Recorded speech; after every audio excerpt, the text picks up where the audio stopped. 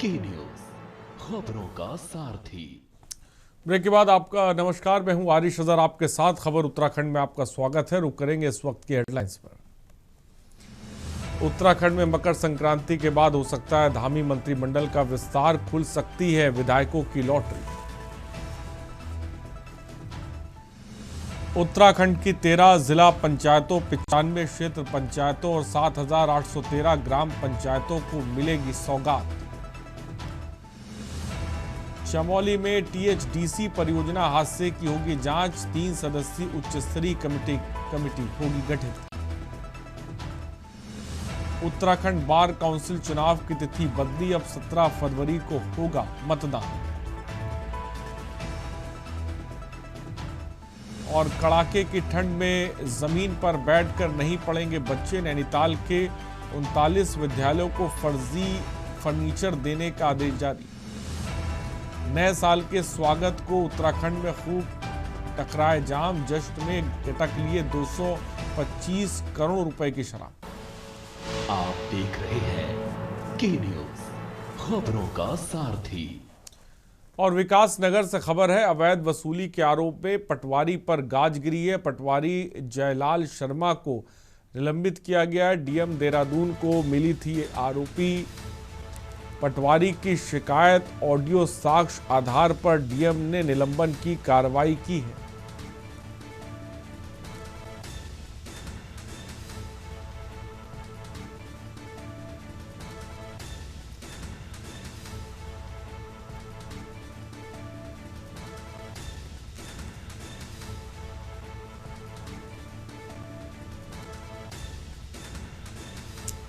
खबर इस वक्त आपको बता रहे हैं। और खबर हल्द्वानी से, जहां कुमाऊं कमिश्नर दीपक रावत ने अपने कैंप कार्यालय में सिंचाई और पेयजल सहित विद्युत उत्पादन के लिए बनाए जा रहे बहुउद्देशीय जमरानी बांध परियोजना के निर्माण कार्य की समीक्षा बैठक के दौरान जमरानी बांध परियोजना के महाप्रबंधक ने अवगत कराया कि अब तक जमरानी बांध में 2 टनल निर्माण कार्य 85% तक पूर्ण कर लिया गया है।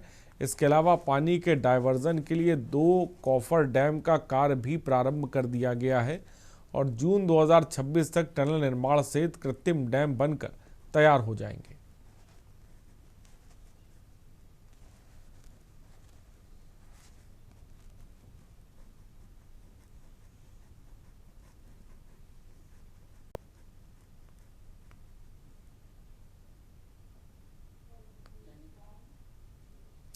और खबर हरिद्वार से, जहां एक व्यापारी ने दबंगों से जान को खतरा बताया। हरिद्वार प्रेस क्लब में प्रेस कॉन्फ्रेंस करने पहुंचे व्यापारी राकेश बंसल ने कहा कि सितंबर महीने में उन पर जानलेवा हमला हुआ था, जिसका मुकदमा जगजीतपुर पुलिस चौकी में दर्ज कराया गया था, लेकिन अब तक जांच नहीं हो पाई और ना ही आरोपियों को पकड़ा गया है।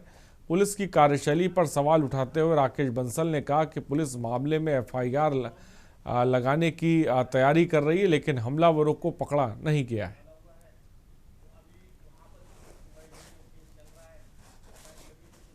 26 सितंबर को जो हमला हुआ था उसमें सुधांशु कौशिक जी आयु हैं। तो अभी तक हमारे उस प्रकरण में कोई भी जांच सही ढंग से नहीं की गई है। जब मैं बात करता हूं तो उनका कहना ये है कि हम झूठी रिपोर्ट नहीं लिख सकते हैं और हमारे पास उसका कोई संबंध में एफआईआर लगा रहा हूँ। मैंने कहा सर एफआईआर लगा रहे हो तो जो हमारे पे हमला हुआ तो वो मुलजिम कौन है, आप मुलजिम को ढूंढिएगा ना, मुलजिम है कौन। तो सर हम चाहते हैं कि हमें जो जानलेवा हमला हमारे पे किया जा रहा है इसकी सही ढंग से जांच हो और मुलजिम का पता किया जाए, मुलजिम को अरेस्ट करके उसको ये देखा जाए कि कहां से कैसे मुकदमा हुआ है, क्यों हमला हुआ है। हम चाहते हैं सर उस मुकदमे में क्लियर हो कि मुलजिम कौन सा है। हमारे ऊपर हमारी किसी से हरिद्वार में लड़ाई नहीं है।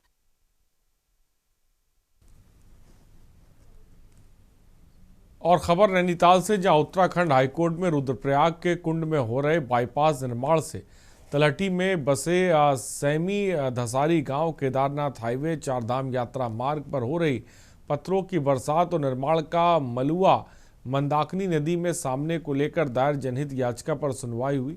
मामले की सुनवाई के बाद कोर्ट की खंडपीठ ने जिलाधिकारी रुद्रप्रयाग सहित कार्यदायी संस्था को 1 सप्ताह में जवाब दाखिल करने को कहा है।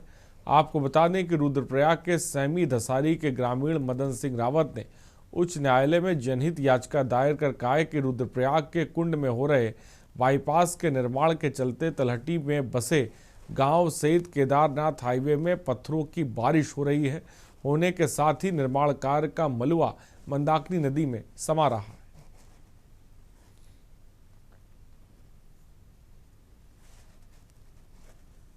का निर्माण हो रहा है जिसके नीचे गांव बसे हुए हैं और मंदाकिनी नदी बहती है। तो जो उसमें जियोलॉजिस्ट की रिपोर्ट है, क्योंकि एक सिंकिंग जोन है, बहुत फ्रेजाइल एरिया है और वहाँ पर जो निर्माण कार्य हो रहा है उसमें कोई ब्रैकेट वॉल्स नहीं बनाई गई है, मग डिस्पोजल मलबे का निस्तारण सही से नहीं हो रहा, तो उस कारण ग्रामीणों की स्कूल के प्रिंसिपल्स की ओर से यहाँ पे शिकायत की गई थी और जिसमें ये डिमांड की गई थी कि जियोलॉजिस्ट की रिपोर्ट के मुताबिक जो सुरक्षा के उपाय हैं वो रोड निर्माण में किए जाएं, ताकि निचले इलाकों पर मंदाकिनी नदी पर और जो सैमी भैंसारी गांव है वहाँ पर और केदारनाथ हाईवे यानी चारधाम मार्ग है उस पर पत्थरों की जो बरसात हो रही है ऊपर से वो रोकी जा सके। में एक सप्ताह के अंदर short counter affidavit state public works department को और डीएम रुद्रप्रयाग को फाइल करने के लिए कहा गया। याचिकाकर्ता सेमी भैंसारी ग्राम के ग्रामीण थे मदन सिंह रावत। और सितारगंज में शक्ति फार्म के निर्मल नगर में मिट्टी माफिया ने राजस्व विभाग की टीम के साथ दुस्साहस कर कब्जे में लिया अवैध मिट्टी खनन से भरा ट्रैक्टर ट्रॉली जबरन छीन लिया। आरोपी वाहन में भरी मिट्टी को सड़क में गिराकर फरार हो गए, जिसकी वीडियोग्राफी राजेश की टीम ने की। इसके आधार पर तहसीलदार ने 15 लोगों के खिलाफ सरकारी कार्य में बाधा समेत विभिन्न धाराओं में मुकदमे दर्ज किए।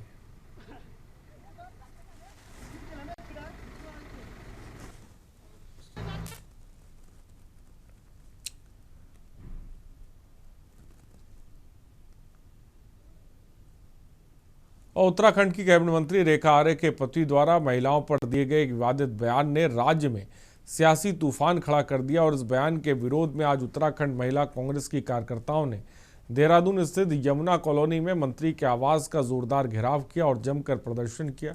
बड़ी संख्या में जुटी महिला कांग्रेस कार्यकर्ताओं ने यमुना कॉलोनी गेट पर पहुंचकर कैबिनेट मंत्री और उनके पति के खिलाफ नारेबाजी की। सर जी, ये लड़ाई हक की है। धोखा होता है, धोखाधड़ी है यहाँ पे, मतलब कि सुरक्षा वो नहीं है। हर चीज में तो धोखाधड़ी है। 31 के पैसे नहीं देते, मेहनत के पैसे नहीं आए इन लोगों के। ये लोग यहाँ हराम की मेहनत की कमाई खा रहे हैं। सर जी, मैंने ये सब हमारे 3 भाई थे जो पीछे हमारे साथ, हम सब ने कंप्लेंट लिखवाई इन सब के ऊपर। इनका अत्याचार जो बढ़ता जा रहा है ना, उसके खिलाफ लड़ने के लिए। सर जी, पूरी कंपनी में कल को कहा, आधों ने साथ दिया, आधों ने दिया। इन सब ने भरोसा कर रखा है मुझ पे। ये बट्टे जी वहाँ पैसे कम दे रहे हैं। कितने पैसे मिलते हैं आपको? 5,600 रुपए। काम उन पर ऐसा 5 साल हो गया मुझे तो। 5 साल हो गया तो महिलाओं को कम पैसे देते हैं, वो लोग बता रहे हैं हमें 8,000 मिलते हैं। नहीं, 8,000 नहीं, हम 6.5 दे रहा। मैं ओमेगा कंपनी में काम करता हूँ। मुझे 10 साल हो गए यहाँ काम करते हुए। 8,000 7,980 रुपये मिलते हैं यहाँ से, और उसमें भी 31 के पैसे नहीं देते हैं। और 5 संडे होते हैं तो 1 संडे उड़ा देते हैं, उसके पैसे काट लेते हैं। हम बहुत ज्यादा परेशान है, चटनी रोटी खा के गुजारा कर रहे हैं जी। मेरे सामने जब सुबह को मैं आया तो एक मजदूर को बोला सुपरवाइजर के 500 रुपये देंगे तुझे, शाम को टेंशन मत लेना, 500 रुपये मिल जाए। मेरे सामने बोला उसने। हम लोग कितने दे रहे? 250 रुपये में दे रहे। तो इस कह रहे थे हमने जितना हमारा विरोध चलता रहेगा, जितना हमारा कंपनी के मालिक के ठेकेदार बात नहीं सुनेंगे, तो ये आंदोलन हम जारी रखेंगे। ये जो ओमेगा बायोटेक कंपनी है, इसमें लगभग 150 मजदूर काम करते हैं। ये 6,000, 7,000, 8,000 ये करके सैलरी देते हैं महीने की। 30 दिन काम लेते हैं, 10 घंटे काम लेते हैं, जबकि न्यूनतम मजदूरी अधिनियम कहता है कि 12,539 अप्रैल से लागू हो चुका था 2024 से। आज की तारीख में इनको कम से कम 13,500 रुपये मिलने चाहिए।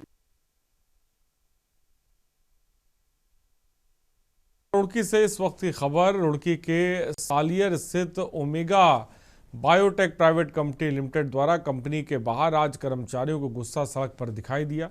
दर्जनों मजदूर अपनी लंबित मांगों को कथित उत्पीड़न के खिलाफ अपनी गेट पर धरने पर बैठ गए। और दरअसल मामला रुड़की के सालियर क्षेत्र से में स्थित omega biotech private limited company से जुड़ा है, जहां कंपनी में कार्यरत करीब 150 मजदूरों ने प्रबंधन के खिलाफ मोर्चा खोल दिया।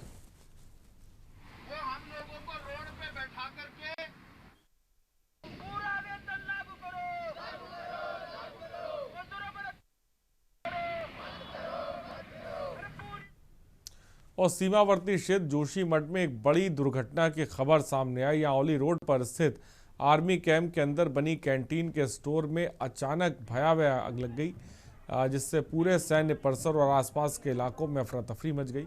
पहाड़ी क्षेत्र होने के चलते तेज बर्फीली हवाओं के कारण आग ने देखते ही देखते विकराल रूप धारण कर लिया और आग स्टोर के एक बड़े हिस्से में फैली।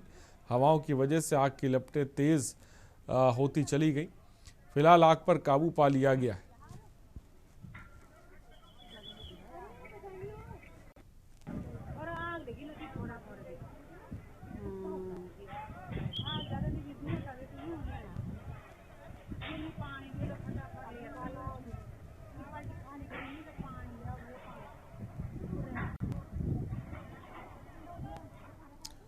खबस विकासनगर से, जहां पचपादून क्षेत्र में बागानों में खड़े हरे भरे फलदार पेड़ों पर आरियां चलने का क्रम जारी है। देर रात भी जमनीपुर क्षेत्र में एक बागान में अवैध रूप से फलदार पेड़ों पर आरियां चलाए जाने की सूचना पर उद्यान विभाग और वन विभाग की टीम ने छापेमारी की, लेकिन विभागीय कार्रवाई की भनक लगते ही अवैध कटान में लगे लोग अंधेरे का फायदा उठाकर भाग निकले। वहीं दूसरी तरफ आपको बता दें कि वन क्षेत्राधिकारी पंकज धानी का कहना है कि अवैध कटान के मामले लगातार सामने आ रहे हैं और कार्रवाई होगी।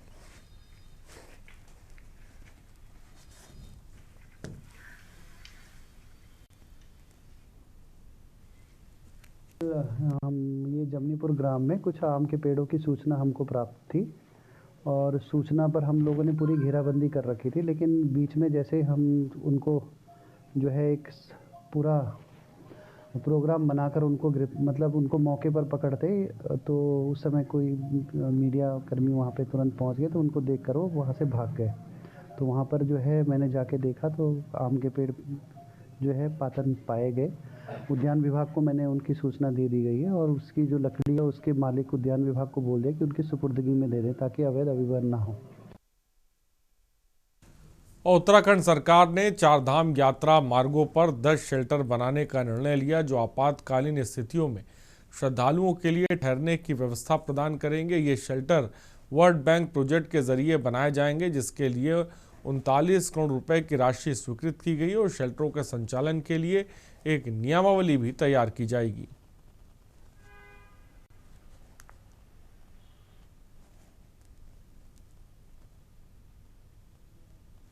वर्ल्ड बैंक के प्रोजेक्ट के माध्यम से हम लोग चारधाम यात्रा मार्ग पर लगभग 10 शेल्टर बनाने के लिए कार्रवाई चल रही है। उसमें हमने टेंडर कर लिया है, फर्म का चयन कर लिया है हमने। वो फर्म डीपीआर बनाएगी, फिजिबिलिटी देखेगी, कहाँ कितनी आवश्यकता है, टूरिस्ट का फ्लो देखेगी, या आपदा की दृष्टि से जहाँ जहाँ दिक्कतें हैं, जहाँ जहाँ विस्थापन की आवश्यकता पड़ सकती है, या जहाँ ज़्यादा रास्ता बंद होता है, कभी लोगों को अकस्मात रुकना पड़ता है, तो उन स्थानों को चयनित किया जा रहा है। ये जनपद चारधाम यात्रा रूट पे ज़्यादातर शेल्टर बनाए जाएंगे। इस पर जनपदों के साथ हमारी मीटिंग भी हुई है इस क्रम में। और साल 2026 की शुरुआत के साथ ही power transmission corporation of Uttarakhand limited ने जनता के साथ फैक्ट्रियों को भी बड़ी राहत देने का फैसला किया, जिसके लिए प्रदेश भर में पीटीसीयूएल नए सब स्टेशन का निर्माण तेजी से कर रही है। और पीटीसीयूएल के प्रबंधक निदेशक पीसी ध्यानी का कहना है कि लगातार होती ट्रिपिंग की शिकायतों को दूर करने के लिए अलग अलग स्थानों पर नए सब स्टेशन बनाए जा रहे हैं।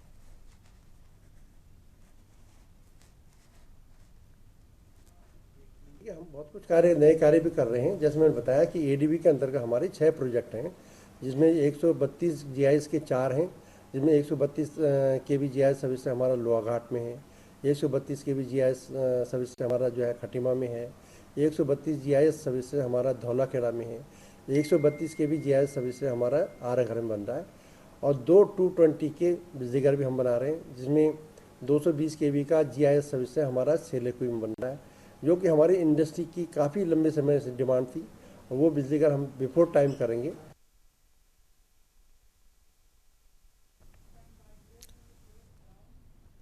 और रुकते हैं एक ब्रेक के लिए, जल्द लौटेंगे।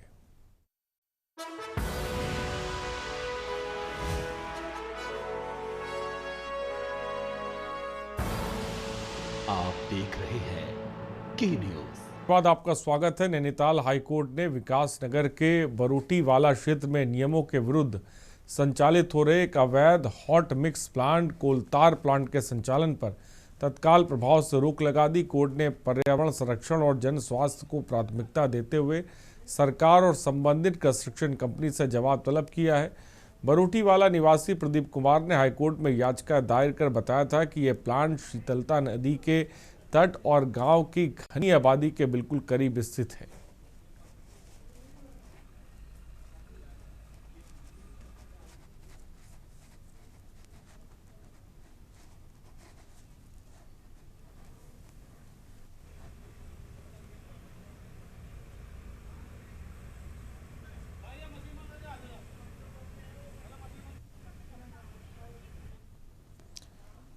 खबर देहरादून से, जहां अंकिता भंडारी हत्याकांड में एक बार फिर से वीआईपी नाम के तूल पकड़े जाने और कांग्रेस के होते लगातार धरने के विरोधों के बीच सरकार का पक्ष रखने को लेकर कैबिनेट मंत्री सुबोध उनियाल ने भाजपा मुख्यालय में प्रेस वार्ता की। इस दौरान उन्होंने सरकार की मंशा को मीडिया के सामने रखते हुए कहा कि अंकिता भंडारी हत्याकांड में किसी तरह की कोई लापरवाही नहीं और शुरुआत से ही इस पर एसआईटी की जाँच महिला पुलिस अधिकारी की अध्यक्षता में की गई और सीबीआई जांच की तो उस पर खुद न्यायालय ने एसआईटी जांच पर संतुष्टि जताई। साथ ही आरोपियों को भी न सिर्फ सजा दिलाई गई बल्कि उनको जमानत न मिले इसके लिए भी न्यायालय में सख्त पैरवी की गई है। एक अत्यंत संवेदनशील मुद्दे पर सरकार के प्रतिनिधि के तौर पे सरकार की बात रखना चाहता हूँ। देखिए, सरकार का दायित्व होता है कि वो बिना किसी भेदभाव के अपने संवैधानिक दायित्वों का निर्वहन करे और सरकार की नजर में हर व्यक्ति बराबर होता है। तो ये इतना संवेदनशील मुद्दा है जिस पर मैं समझता हूँ कि मुझे विश्वास भी है कि आप लोग भी इसकी संवेदनशीलता को समझेंगे और संवेदनशीलता को समझते हुए इस प्रकरण पर आपकी भी भूमिका एक महत्वपूर्ण और जागरूक नागरिक के तौर पर रहेगी। मैं मानता हूं कि एक राजनीतिक षड्यंत्र हो सकता है। और खबर देहरादून से, जहां उत्तराखंड की राजधानी देहरादून में कैबिनेट मंत्री रेखा आर्य के पति द्वारा महिलाओं को लेकर दिए बयान को लेकर उत्तराखंड महिला कांग्रेस ने कैबिनेट मंत्री रेखा आर्य के यमुना कॉलोनी आवास पर घेराव किया। ये घेराव महिला कांग्रेस प्रदेश अध्यक्ष ज्योति रौतेला के नेतृत्व में किया गया, जहां पुलिस ने यमुना कॉलोनी गेट पर बैरिकेडिंग लगाकर रोक लगा दी, जहां कांग्रेस महिला कार्यकर्ताओं ने नारेबाजी।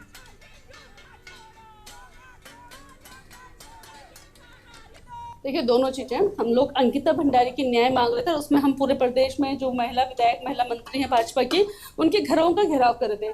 लेकिन बड़े अफसोस की बात है कि कल जो महिला सशक्तिकरण की मंत्री हैं रेखा आर्य, उनके पति ने गिरधारी लाल साहू ने जो बयान दिया कि 20-20, 25-25 हज़ार में महिलाएं मिल जाएंगी, बिहार से महिलाएं आ जाती हैं 25 हज़ार में, ये मुझे लगता है कि पूरे महिलाओं का अपमान है, पूरे देश का अपमान है। तो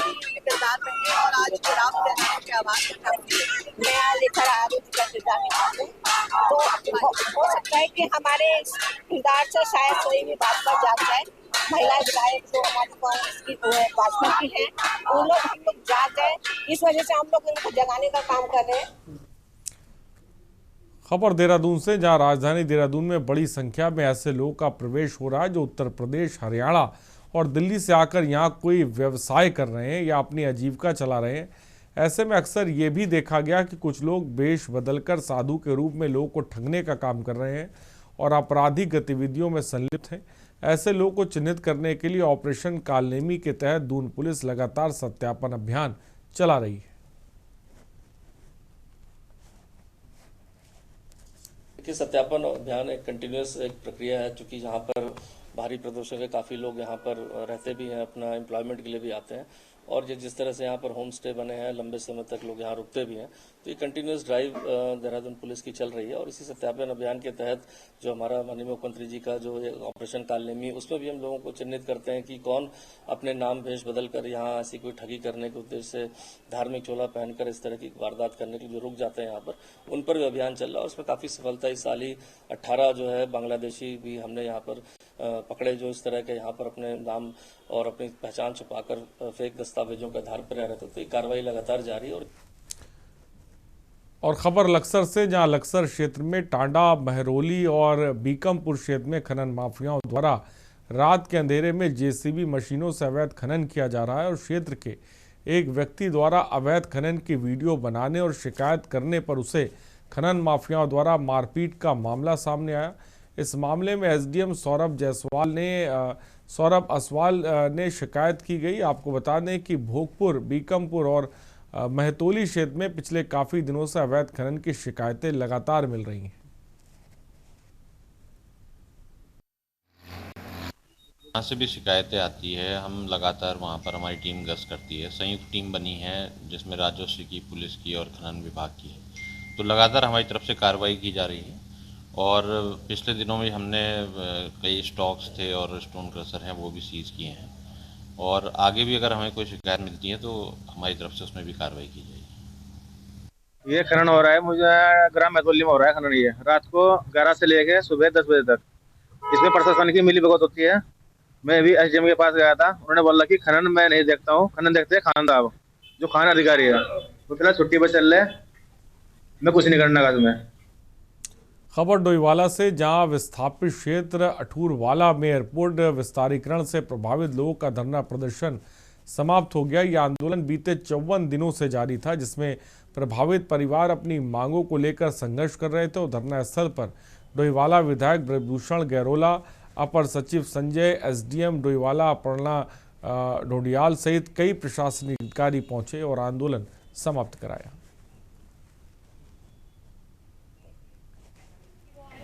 मैडम, ये अधिकारियों द्वारा ये निर्णय लिया गया कि जो भी हम जितने भी परिवार इसमें विस्थापन प्रक्रिया में आ रहे हैं उन सबको जमीन के बदले जमीन दी जाएगी और जो हमारे सर्किल रेट के बारे में, सर्किल रेट जो समानता लाई जाएगी, आमने सामने जो पल्ली बार इस बार जो रेट 24,000 उधर है तो इधर भी समानता के लिए बात हो चुकी है। तीसरा, जो इन लोगों ने हमारे बीच जमीन खरीद रखी है, गांव के लोगों को तो संघर्ष करने की आवश्यकता ही नहीं थी, क्योंकि हमारे टेरी बांध के विस्थापित परिवार हैं, इन्होंने देश के लिए बहुत त्याग किया है। अपने टेरी के गांव को छोड़ करके इनका विस्थापन हुआ है। एयरपोर्ट ने जमीन मांगी, इन्होंने तीसरी बार विस्थापन कर तैयार हुए। हमारे यहाँ के लोगों का बहुत बड़ा त्याग रहा है, तो इनकी मांग थी। धरना तो इनका अपना एक चल रहा था। माननीय विधायक जी की अध्यक्षता में हमारे तहसील में हमारे मीटिंग की गई, जिसमें हमारे जनप्रतिनिधि और madam SDM madam Doiwala, SLO madam और तहसीलदार और हमारा यूकाडा और माननीय मुख्यमंत्री जी के कोऑर्डिनेटर भी हमारे हरीश कोठारी जी ने भी भाग लिया। हमें माननीय विधायक जी ने माननीय मुख्यमंत्री जी से भी वार्ता की थी।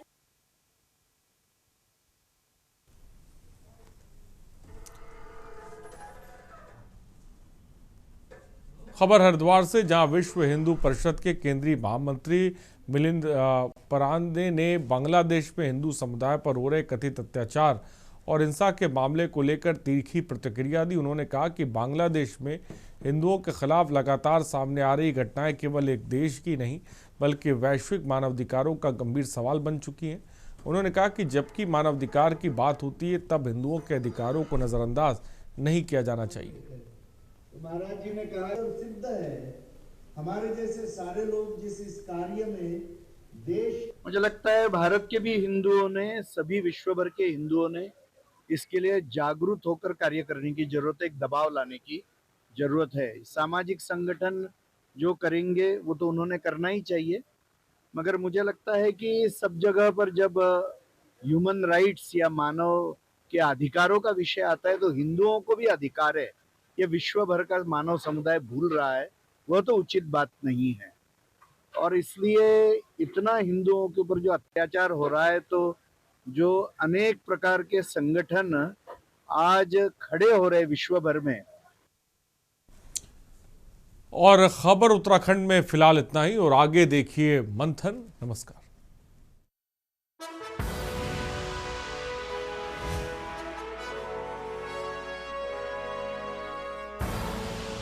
आप देख रहे हैं के न्यूज।